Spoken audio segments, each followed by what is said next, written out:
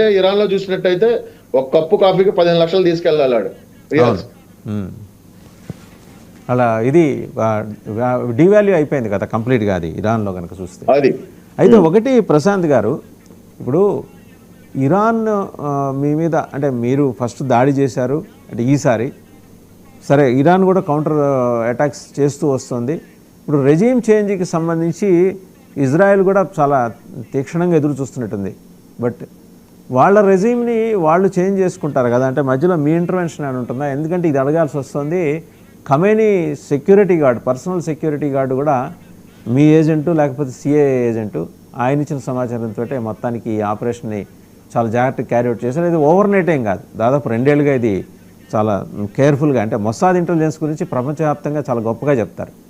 ఈసారి చాలా అద్భుతంగా పనిచేశారు టాప్ లీడర్ని ఎలిమినేట్ చేసే విషయంలో. ఇంకా మొస్సాద్ ప్రజెన్స్ టెహరాన్లో ఉందా?